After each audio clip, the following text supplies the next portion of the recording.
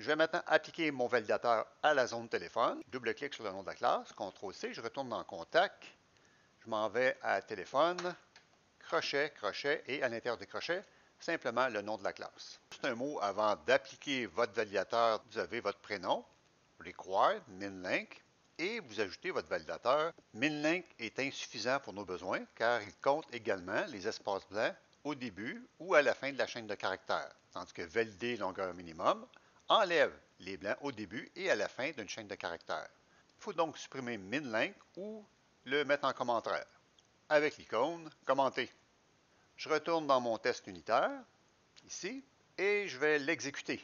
Le test est vert. Tout semble intéressant. Maintenant, je vais essayer avec, j'ai ajouté le code suivant, téléphone invalide avec 9 caractères, avec le prénom obligatoire, d'où les 3 caractères, puis je répète 9 fois le chiffre 0.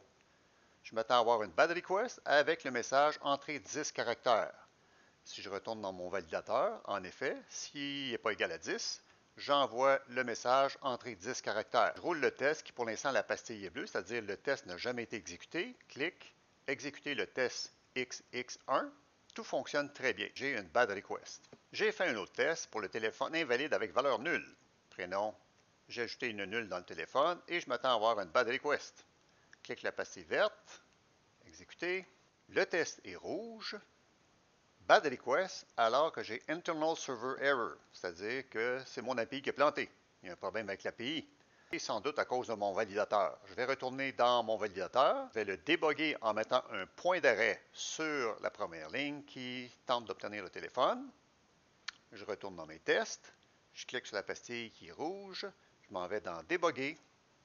Je suis rendu à la ligne en surligné qui n'a pas été encore exécutée. Je vais aller à la ligne suivante en cliquant sur l'icône flèche point ou F10.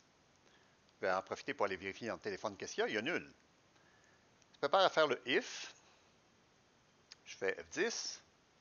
Et c'est ici que l'erreur.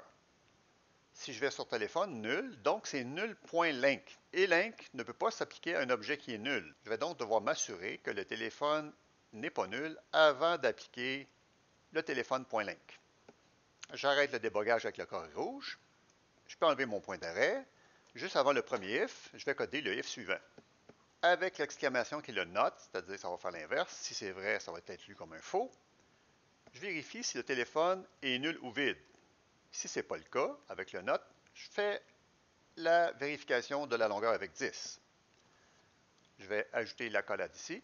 Il est possible que le premier if ne s'exécute pas et que les deux returns ne soient jamais. Comme je supporte le téléphone nul, j'assume que ça va être un succès s'il est nul. Je vais aller complètement à la fin de mon premier if et je vais faire un return success si le téléphone est nul. On retourne dans les tests unitaires. Je clique sur la pastille rouge, clique, exécuter. Le test échoue encore. Si je vais vérifier les résultats, je m'attends à un bad request, comme j'ai marqué ici, et c'est create qui est retourné. En effet, j'ai dit que si la valeur était nulle, d'indiquer que c'est un succès. J'ai oublié de changer dans mon test bad request pour created et enlever le message d'erreur ici. Je peux rouler le test, encore une fois. Le test est vert.